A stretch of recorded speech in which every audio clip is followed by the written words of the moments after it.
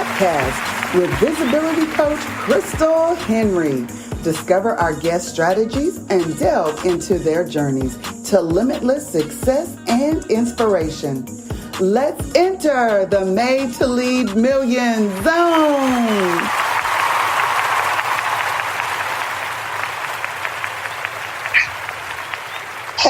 Hey, this is Coach Krystal Henry here, and you have found the Made to Lead Millions podcast. I am so excited that you are joining me tonight, and you don't want to miss what we got going on. Tonight's guest is going to be amazing, but I got to do a little thing first. We got to pray. We go through a little announcements, and then we are going to get down to business so that you can meet our guests and see how you can help the cause.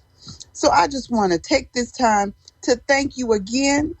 And you know me. I'm visibility coach Krystal Henry. Yes, I'm a 7-time Amazon best-selling author. I'm a visibility coach. I have 12 amazing books, and if you're looking for them, just put my name in. Y'all know it's Krystal with the K, and pick up a book. It's a great time, a great season, not only for you to read, but for others to read. And then, I do so many other things. You always got to meet me at krystalhenry.net. So make sure you go to my website and check everything out. This podcast is all about triumph over adversity. And our guests have overcome so many challenges and obstacles, but they've also been creators and creative, and they've done extraordinary things. So this podcast is about inspiration and empowering you to do greater and better. So I encourage you, stay tuned, grab a pen and a piece of paper, because you're going to want to gain some knowledge tonight. So let's get down to praying, and then I'll give you some great announcements. Heavenly and most gracious Father, we thank you for today, for this 11th month of the year. This year is almost over, but we're still waiting for you to do great things in our lives. So God, we ask you to have your way. Bless each and every listener. Lord, some of us need a financial breakthrough. Some of us need a spiritual breakthrough. Some of us need a mental breakthrough. Some of us need just to break through our area of being stuck. But you know what we have need of. So God, we say, have your way. Bless us in a miraculous way where we can look up and say, the Lord did it again. So God, do it, and do it great for your people. And I ask you all of these things in your precious Son, Jesus' name. Amen and amen again.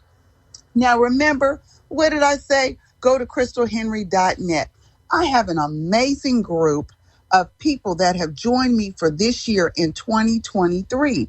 They're called the Emergers. And every 11th of every month we meet. So November 11th at 11 a.m., we're going to have our next meeting. And so if you want to join this group, it's just $20.23 a month. Go to my website and make sure, because it's your time to stop being last. It's time for you to be first. And that's what this Emergers group is all about. So make sure you join this mentorship membership and start taking your life to the next level. Another great opportunity that I'm dishing out to you is don't miss out on the Krystal Henry Show, and definitely don't miss out on this podcast that comes here every Thursday at 8 p.m. Now, if you are looking to be a certified coach or a certified speaker, then check out the different packages that I have on my website at krystalhenry.net. And don't forget, if you're looking for online learning, there are a bunch of links and opportunities right on the website. So again, that's Krystal with the K, and don't miss out on krystalhenry.net. Now, are you ready to meet tonight's guest? I don't know if you're ready, but you better get ready. I have an amazing guest who is a prominent figure in the local urban and rural farming community.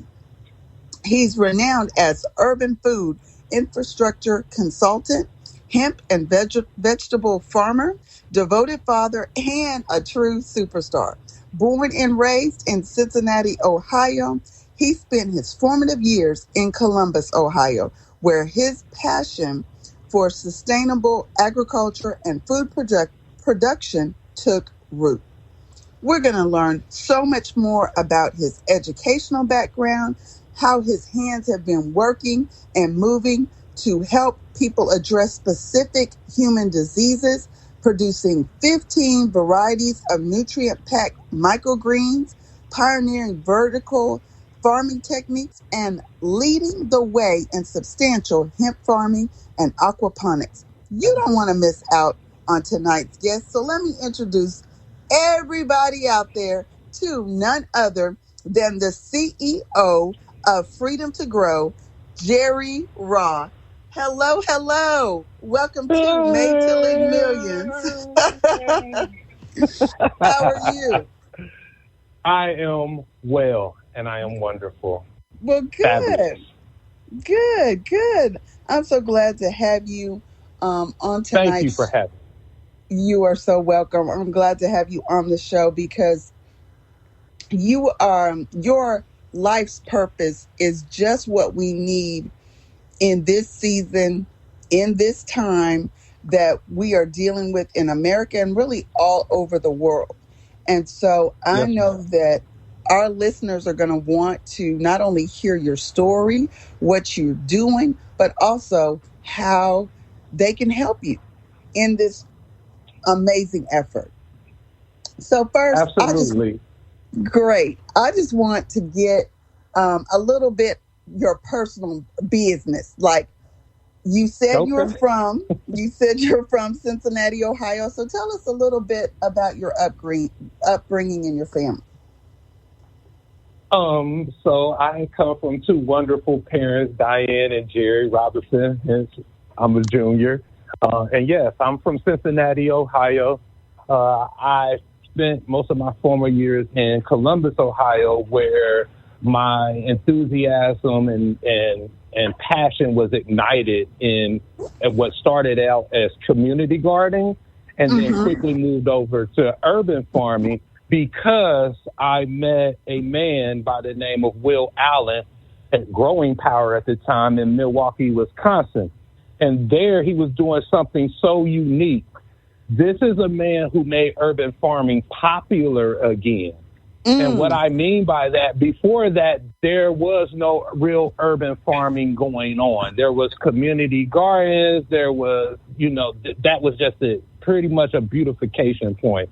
Mm. But he saw a need very early, which was that our communities in low income areas was not getting the proper nutrition. And so he put in a 3-acre farm across the street from the hood. And what inspired me and moved me to come and meet this man. First of all, I went to hear him speak at Xavier University, Oh and he was wow. talking about compost, just compost, right? Mm-hmm. And he was saying how he was heating these greenhouses up and everything. And he was talking about compost, how easy it was to get in. And it was about 200 people there in attendance, right, Miss Henry? And Mm-hmm. he says, of the 200 people, when I get done with this lecture, of the 200 people, 50 of you will try this. He says, Mm. in another year, 10 of you will still be doing it. And in another year after that, only one of you will be doing this activity of composting, creating not dirt, but soil. And I learned very Mm. quickly the difference between soil and dirt, right? And Right. he had me so captured and captivated my mind. I stood up in front of everybody without even knowing. It brought me back to a 12-year-old movie I saw. And I said, I'm going to be that one. Ah, And from that point on, I took off. And wow. I started looking at the needs of our communities. Mm-hmm. And at the end of the day, Coach Krystal, what it comes down to is we all need to be able to eat, and Mm. we all need nutritious food. And because the consciousness is rising, I believe that and the disease within all our communities across all races is so high at this point that people are looking for an alternative, and they know that these diseases are related to food. And so this is where my passion lies. I can hear your passion. I am now here. I am now here in Houston, Texas, by way of Dallas. I landed in Dallas first. I wish I'd have came to Houston, but that's a whole nother story. However, I landed in Dallas, where I met who are now my partners for life, and who helped me start to develop and get to this point where we're getting ready to talk about a little bit later. But I am now here in Houston for our audience out there, and they can go and find me at www.freedomtogrow.us or us. Wow. Freedomtogrow.us is where they can start to see how they can get in contact with me and start to engage in what we're going to get into later on in the program. Yes. Well, the first question I wanted to ask is, especially since, the pandemic, and, we had a lot of the 18-wheelers couldn't make it through when, there were different people were dying and just all different kinds of things, the shutdown, through all of that, we were worried about getting food. And I remember how large my fruit or vegetables were at the beginning when we first closed down, as to after, being 6 months in, 10 months, a year in, everything was looking a little bad, a lot smaller. Yes. So that's why I'm so intrigued about your story, because we need to know what to do.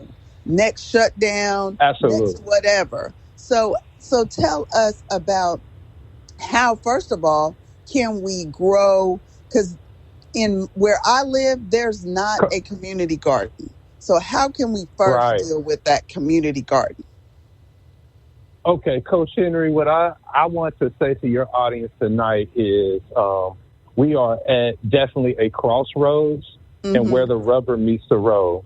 We have been warned. There's been a big warning with the COVID, 19 happening and everything shutting down. We are now being told by our power on high that if we don't return back to Mother Nature, and start to get our hands back in this soil, that we are going to suffer a egregious type of suffering over the next 7 years of famine. That's how I want to put it. Over the next 7 years of famine, how are you prepared? If you do not understand how to cultivate soil, how to put seed, how to companion plant right now, in order for you to be able to walk out your front door, walk out onto your balcony, or stay in your home or apartment to produce something of substance for yourself, you will be at the mercy of this system, which has already shown and proved it to you and I and our audience. Yes. There will be no Walmart, Kroger's, Winn-Dixie going. You will not be able to go in there. All the food will either be gone, or you'll be in a line, or you just won't have access, depending on who and where you are in this United States. Okay? So what are we being called to do? We are being called to return to nature. We are being called to what? All of us should be farmers right now. At one point in time, we all can talk about this. And I've heard millions of stories. So this is nothing new to you and I or our audience. We know that our parents, and then we can speak to our grandparents. Everybody had a garden. Everybody had a garden. Why did we have a garden? Because in the beginning, God put us there. Okay. That's where she put us there in the garden to produce and overlook. So that's why in everybody's mindset is, oh, we have a garden. And why is that garden necessary? Because when you're producing your own food, you are doing what? You're putting your own energy into it. You're putting your own love into it. And you can walk out and literally pick and or harvest daily your nutritional needs for not just yourself, but you and your family. And the thing that made us closer and tight-knit as a community, as family, is that abundance that was provided to us for doing that, we could then share with one another. Yes. We could then share. So that is the very vital point that we are at. I spoke to a pastor out of Florida, said, Jerry, and who's having a conference I'm going to be collaborating with through Freedom to Grow. He told me, he said, Jerry, I was driving through Little Rock, Arkansas, which my family, this side is from. But and he said, I went through this town. This town has 3,700 people in it. That's it. He said there was one store, and we all know what it is. It's Wally Dollar World. General? That's how Walmart. Okay. Wally World. Walmart. It's Wally's World. Yes. He said, and he realized if you just could think about this, during the pandemic, how many people rushed over there and then they ran out, or the Wally World that shut down. He said those people were completely cut out of the food system. Yes. How many of those 3,700 people had a garden in their backyard? Right. I'm going to go a little deeper. Had aquaponics, where they're producing a protein, since we're so big on protein, meat, in other words. Right. Substance in their backyard to sustain them through the next, 8, 10, 14 months of that pandemic for just their family. No way. We're talking about maybe a month, maybe days. Yeah.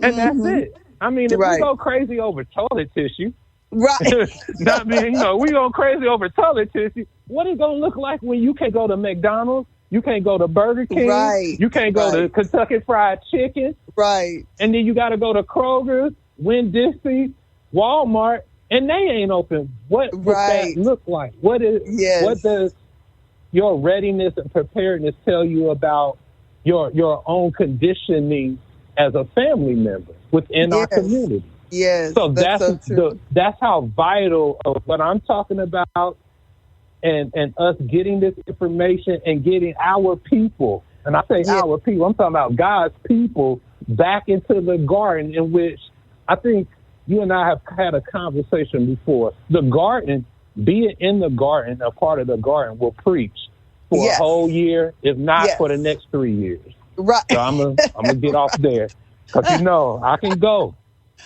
I'm very passionate about this. Yes. So I'm gonna stop there. That's what I'm seeing. Everybody on this phone call, everybody under the sound of my voice understands exactly what's going on right now, but they're too afraid. They don't know what to do or how to do it. And where do we start? And I'm here to provide. Yes. We are here to provide a solution for our families and our communities. And where you start is, I need everyone to go out to freedomtogrow.us. Okay. And look at those powerful speakers that I have lined up. So you say, well, what's different? What's so different? What's so different about this conference, Jerry, than any other conference and everything else? I deal with a lot of farmers. Our farmers in our Black, Brown, and Native American indigenous communities understand exactly what's going on right now, and it have been there. And they have been oppressed. We all know this. I'm not going to delve any deeper than that. They know that, but they understand the land and what's going on now. Right. What we don't have in these agriculture conferences is an exact connection to it. Now, maybe state, maybe regionally, but nationwide. And this is where I do want to give props. I speak with Brother Ben X a lot from time to time early off when I first got here. And I can appreciate what Farrakhan, what the Nation of Islam did back in the day. Because I remember when you get in the garden, they set up their farms, and they used to. I don't know if they still do it to this day, but they used to run a farm in Georgia where their trucks would leave from Georgia and come up north. And I'm from the north. So I know they would come all the way up north to Detroit, to be exact. And they would pick up different farmers' wares different farmers' produce, value-added products, jellies, jams, all of that. The bean pie would come up from there, too. And you can get it all the way up there in Detroit. And on their way back, they would bring everything back along that route, right? This is the second food chain supply system. That guess what? When the pandemic hit, our community suffered. We had no secondary supply chain. That's what makes this conference different. Right. It's because we're going to talk about that. The other thing we have to talk about how not even how to create it because it's already there. How to truly network it nationally. So regionally, even down to locally, we're doing a pretty good job. Most people know they can go to farmers markets. They know some of the black farmers, the indigenous farmers. They know them. Yes. However, when things close down and you don't know, you're in the inner city and you just ventured out to a farmer's market once or twice throughout the year. You don't know your farmer. No. You don't know where you're getting your meat, your eggs. You don't know where you're getting some value added products, especially if you don't know how to create them yourself, right? Right. So it's the network that has to be set up for this time on this national level. That's one aspect of this conference that has to be talked about. And yes, it's very intricate. It's going to take some time. And what I mean by time, it's going to take us, those who are serious about having this conversation, to sit down, plan. Like Malcolm would say, lock the doors, leave all our religious beliefs, ideas outside, because guess what? Everybody going to get hungry after we done talking about Jesus and Allah and everybody else anyways.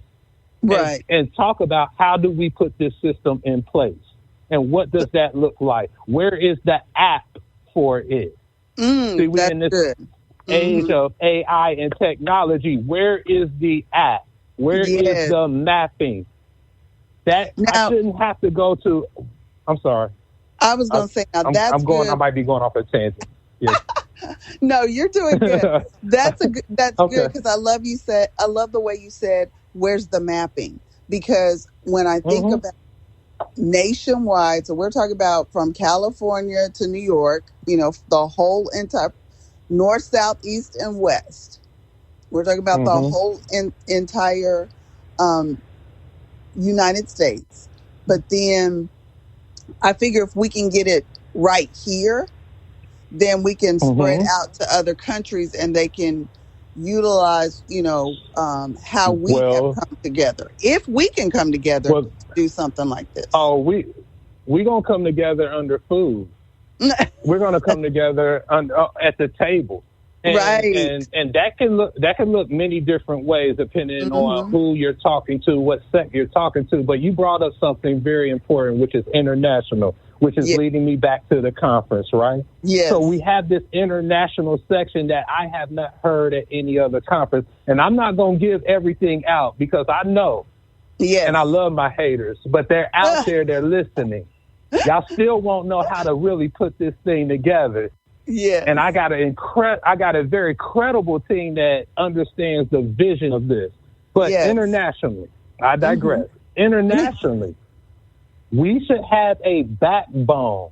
Yes. See, the Latino community here in the U.S. has a backbone. What is the backbone connection? It's Mexico. Right. And they got a treaty called the NAFTA Treaty. So guess what? When the pandemic hit, you could still go to La Mocajana or one of their grocery stores, and their grocery stores was cool in those communities. Right. You see what I'm saying? Because the backbone was Mexico, so they could still get it up. Where does our backbone lie? It lies in Africa. It lies in the Caribbean countries. I don't care what your feelings are about it, but that's where our backbone lies as indigenous and Black American farmers farming here in America. So can I ask And I'm going to leave that alone. Yeah. Yes. My question is I thought I heard this, and I don't know if I read it or I heard it, but was it not true? Like certain countries are used to making certain resources. So if that country, if we couldn't, we only get lemons from one country, or we only get rice from another Mm-hmm. country. That what was going on? Is that why we couldn't get certain Yeah. things because they couldn't get here Yeah, to?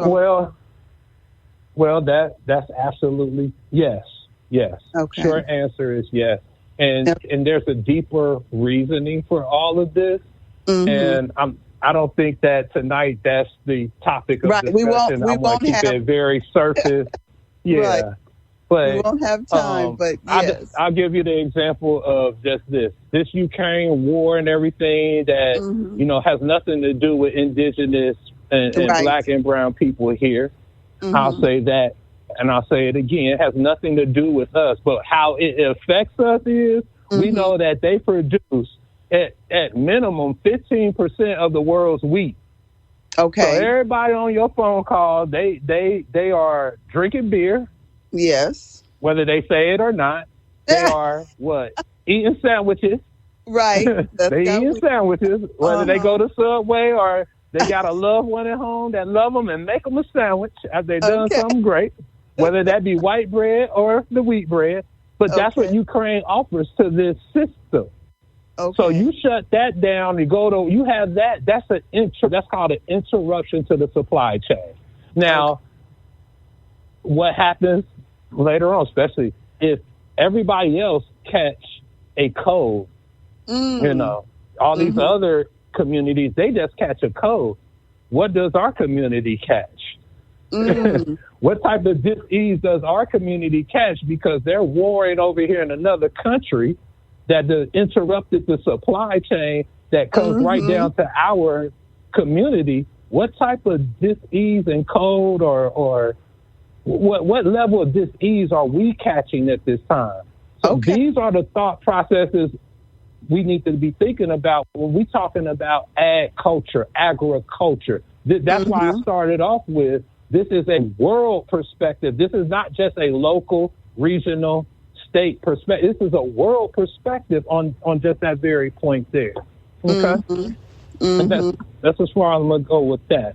But we have an international piece to solve that. We have a very talented speaker who has done great things in Africa and linked us Mm-hmm. with various countries or whatnot, that we can provide a real opportunity and or solution to the next time when we know this thing is getting ready to happen again. Right. Right. Well, So yeah, it could come up at any time.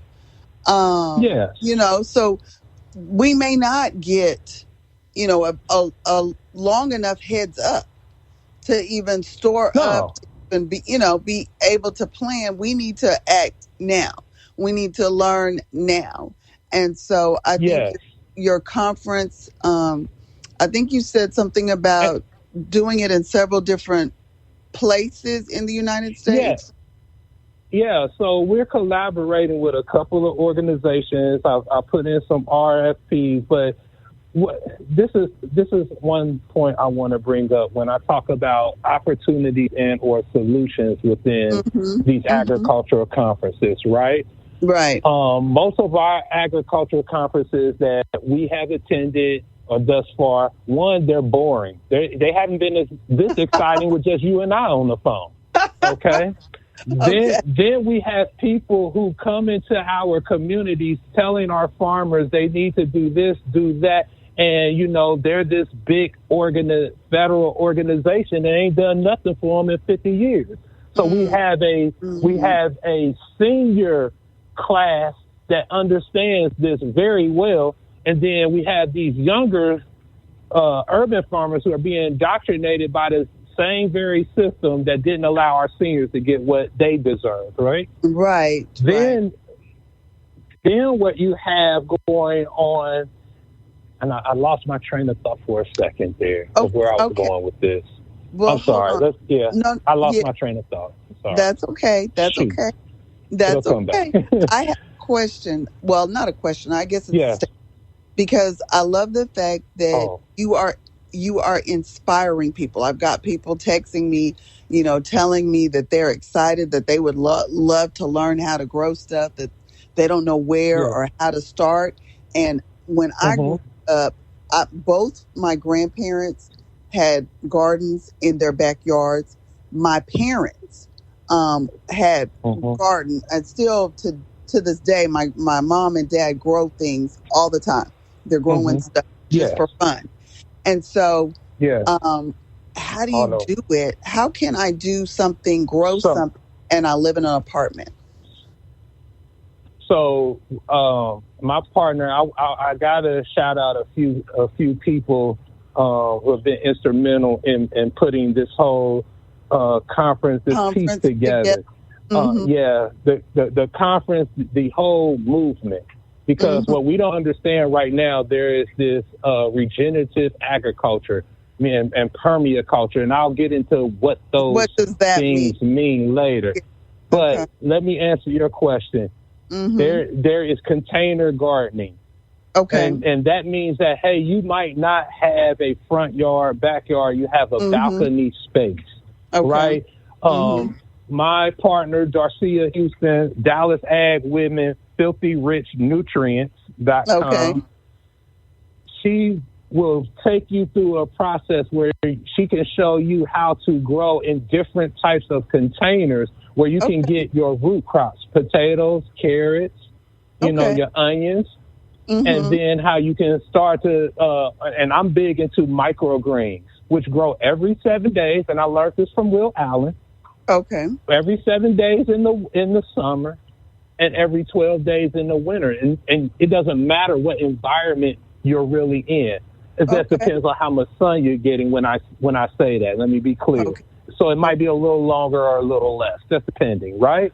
But Mm-hmm. these types of vegetables in which our brother Kidi Awadu breaks down very well as far as a vegetation or vegetable. I don't want to scare everybody off by saying vegetarian, or I'm just going to keep it a vegetarian type of living. But Right. everybody probably needs to up the intake of their vegetables and green intake anyways.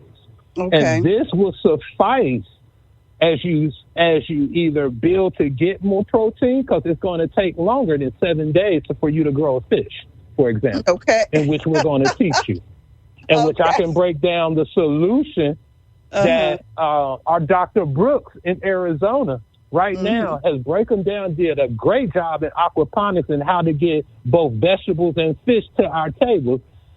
You'll Wow. learn that there at the conference. Mm-hmm. But however, upping your vegetable intake should suffice until you understand how long it takes you to grow a chicken from a chick to full plate size. If you're Okay. going to stay on the meat protein side.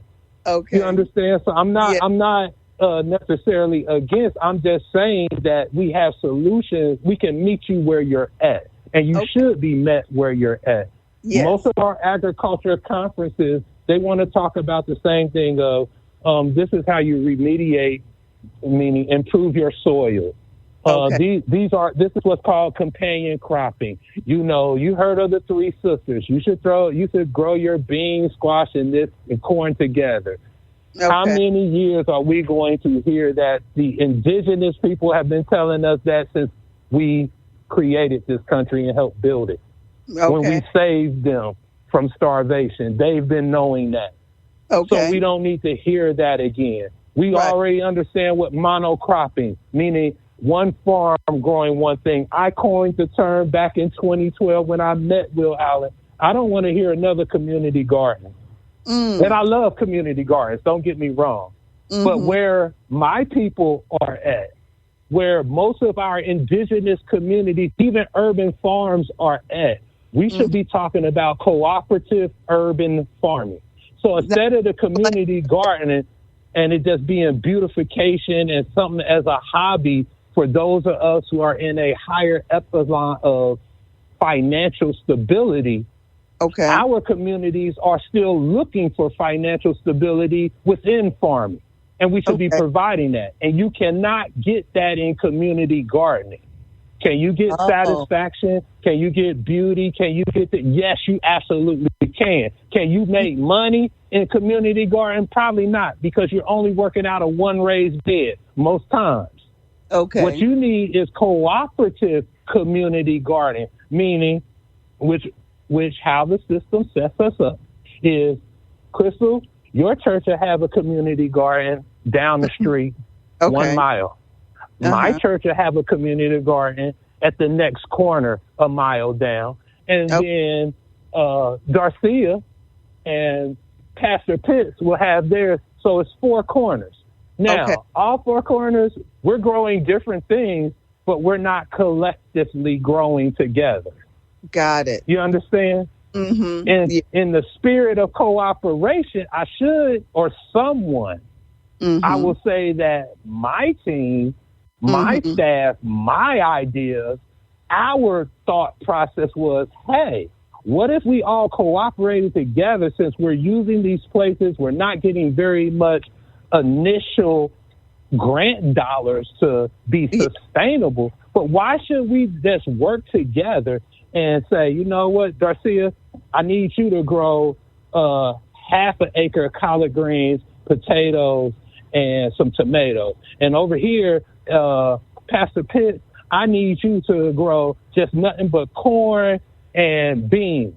And and you can put some chickens in over there, great. And Jerry, Rob, we need you to do the aquaponics. Get the fish going and grow some cucumbers and over here. Now we can start to think about some economics behind that.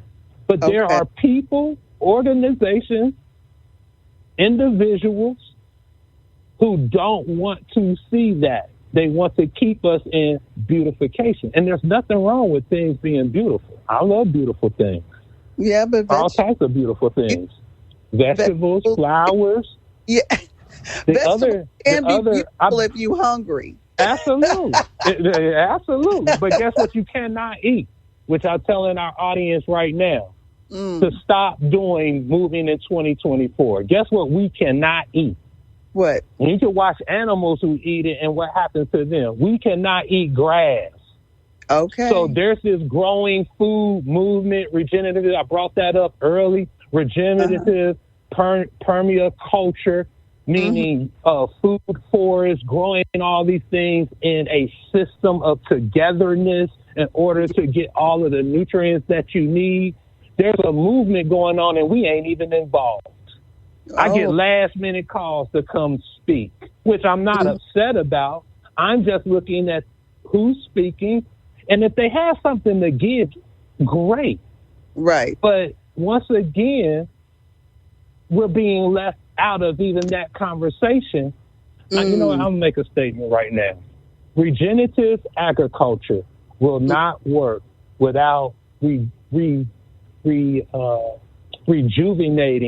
the black farmer, the indigenous farmer that was here, that fed everyone before everybody else got here. It will not work. It will work only for a certain sect of you all for a little while. But that is not sustainable because you are not inclusive. You are not being diverse. How can you diversify your field with different vegetables, herbs, and this, and not diversify as a people when you know a people who have suffered and lost land and lives behind their land being taken? So that won't work. So I made that might be too strong for some of us out there.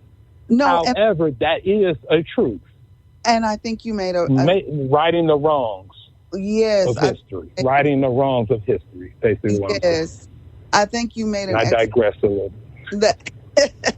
I think you made an excellent point because we think about the history that has been hidden for African people and indigenous and brown people. You know, there has been a up. There's also been a water up because there's a lot of lakes that have covered up the deaths of the African towns, right? So I think about not only, and this has been an amazing conversation, and we've only got like Um, 10 left. But okay. I So just want to say let, this, that what you have described, we truly are just scratching the surface. But oh yeah. we need to get not just excited, but we need to start coming together, because when I think about where I used to live, 20 years ago, there was no grocery store within walking distance. Mhm.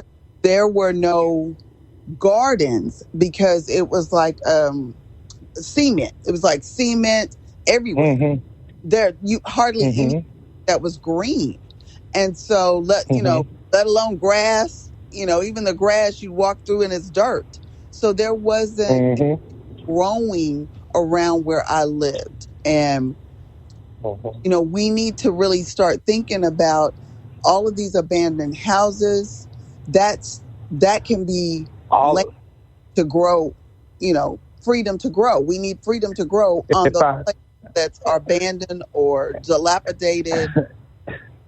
and if I can dovetail off of that, Hmm. we need our churches, which I am collaborating with a group right now out of Florida, Pastor Hmm. Pitts, who Hmm. understands this. We need our churches who Hmm. already have the land, the facilities. Yes. They can preach this, but they cannot teach this. That's what Mr. Pitt said all the time. Oh, They can wow. preach it, but they Yeah. cannot teach this. But they That's good. have the land, they have the Hmm. facilities. They need to open up 7 days a week to add culture, to agriculture, to feeding our communities, Yes. instead of having these mega buildings with Right. little to nothing but and uh, child daycare going on and whatnot. I'm not saying it's not needed. Right. But would Freedom be to grow. yes, it would be I, great. I wanted to make this real quick. There's a Hmm. movement going on. Kubota said their business is booming right now. And if you don't know what Kubota is like our alternative to John Deere. And I said that purposely. Our Okay. alternative to John Deere. Their small tractor business has just started to boom. Because Okay. what we don't get in media and social media and on the news is that there are a lot of people turning to buying homesteads, getting 2 to 10 acres, and starting Hmm. to do this whole thing on their own. We're going Yeah. to be talking about that at Freedom to Grow. Your audience will find these types of things out at our conferences, not Yeah. just regional but national. Okay. I wanted to make another point around this movement and us being left out. And the Okay. reason we're left out is not always because there's this race thing going on, black, white, blah blah blah. No, Right. what it is when we're talking about 2 acres, 10 acres, and Yeah. putting in systems of permaculture, we're talking about from a financial design and standpoint that could cost anywhere to 150,000 to 250,000, Wow. right? And Hmm. so once again, we're locked out from a financial position. Hmm. However, Hmm. however, we have enough of our community who still have grandma and grandpa's land in their family. So Okay. what we're talking about now is heirs property and the new laws and acts that are going on to save the land that has already been stolen or Okay. taken from us. That we'll have lawyers there that can talk about what is this new heirs property act. And I would be remiss in saying this and not thanking my very first sponsor. I've been working on this conference. This has been a baby and dream vision of mine for 6 years. Oh, wow. And I want to talk about the divine feminine energy as I close. Okay. And that is this. I would be remiss if I didn't thank the one black woman and possibly two at Alcorn. I hope Hmm. I said it right, y'all. Alcorn. Yeah. Alcorn. Alcorn, not Alcorn, Alcorn State at the Policy Center, who Okay. believed enough in the vision and what I have spoken here tonight to be my first sponsor ever. I've Oh, asked great. tens of thousands of people I know, individually and organizations. I'm not mad because I understand the divine feminine energy that is rising. So what Yeah. am I speaking to now? My platform is geared to the Black and indigenous brown woman. Why? Because when we're looking at it from a global perspective, 70% of our farmers are women. Okay. Are women. It is not representative of the U.S. Are Oh. women. And we have some very powerful and strong women who do not have a platform to speak from. And I offer this to all women. I don't care what color, ethnicity you are from. You are welcome to come and speak as long as we was in the ag culture realm. Okay. And speak on this platform. The other part to this is we have shut out our youth who are very much looking of ways out of this very system. We cannot keep getting mad at them for going out and selling weed since it's legal now, especially in Ohio, where I'm from. We just legalized, right? And getting upset for them going to the trap house for doing other things that we know land them in a judicial system that is not fair to us. Yes. And getting upset about it when our church has 50 acres, 100 acres, a commercial kitchen. We cannot keep getting upset. They have voices. They want to learn and know. And I'm going to give one example. It's a little boy he ain't little anymore. He's 15. I met him when he was 9, named Tiger, out of Ohio. He started growing mushrooms in his parents' garage. Wow. A year later, this young man was making $250,000 growing mushrooms. Everybody. Wow. Now, this ain't an adult. This is a child that is now a teenager that understood what ag culture could do for him and his family. He's one of the speakers. So that platform, the Freedom to Grow platform, is designed for those who are in the ag culture who are women and who are youth that can speak to the very opportunity and or solution that you could be looking for to either add to your farm, come in as an entrepreneur, create some new types of medicine. That's what it's for. Wow. And so I had to shout them out. I had to thank the Policy Center, Miss Cindy Ayers at Footprint Farms there in Jackson, Mississippi. Once again, these are women. My partner, my coach, my general counsel, these are women who understood 6 years ago the vision that we had for our community, that we had for this nation, in order to push this type of new movement that if we don't get aboard, then we're going to perish from lack of knowledge. Okay. We will perish from it. The majority of us will perish. Give us real quick how they can get in touch with you, your email, your website, all of that. Yes. Anybody that you may have forgotten to shout out, go ahead. This is your time. Okay. So once again, I thank your audience. I thank you, Coach Krystal, for this opportunity to come on your podcast and speak to your audience. You can reach your brother, your farmer, Jerry RA, at freedomtogrow.us. RA, R-A, freedomtogrow.us. Us. You can come to our website, www.freedomtogrow.us. Once again, freedomtogrow.us. You can find me under Instagram and on Facebook under the same very name. Come out, subscribe, look for what we're doing. I'm looking to bring all of our national conferences under the banner of Freedom to Grow. Because at this time, you all, we have no excuses. We are free to grow our relationships. We are free to grow spiritually. Yes. We are free to grow our businesses. Okay. We are free to grow hemp and marijuana or cannabis. I shouldn't use that word. I'm sorry, y'all. Cannabis. We are free to grow soil, turn dirt into soil. Okay. We are free to grow one another and personally in this time that God has given us. So this is the Freedom to Grow Conference, asking you all to come be a part and be free to grow in whatever aspect you need to grow. You'll find it there.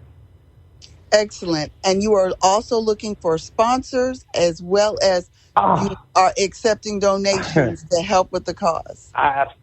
Absolutely. You can give us donations. And I thank you for bringing that up, Coach, because, yes, anybody willing to step up to the plate, I'm calling on you now. I know some of you I've come to you in the past, some I haven't. But yes, your sponsorship is welcome. We have a host of sponsorship levels that you can get involved in, from our food to our music, down to if you want to be a vendor. Okay. This has not been easy to put together. This conference, while it might start off as 3 days, will end up being a week-long conference because we need that time to hammer out the plan. And every year is not building up on the plan. It is, what did we accomplish the year before to build this thing out? And what do we need to finish doing so that at the end of 3 years, 5 years, we all know exactly where Freedom to Grow Conference led us to be. That's another thing you don't get from these other agricultural conferences. You go, you get your information. Individually, we might have accomplished, but as a whole, as a community, as a unit, as a group, we are still disbanded. We don't know our farmer from down the street, let alone in another state. Wow. Well, Jerry, we are out of time, but I appreciate everything that you have broken down for us and inspired us.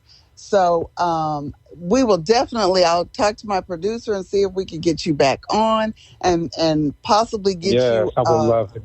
On some of our other podcasts with the Positive Power 21 Media family.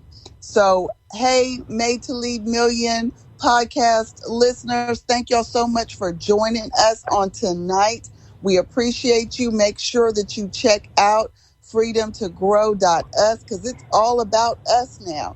And so we've got to make a change for the us of tomorrow. So with that being said, thank you, Jerry Royce. Thank you, Made to Lead Millions. And thank you so much, Jerry Raw. I appreciate it. God bless you all. Have a great night. Thank you. Y'all have a great night.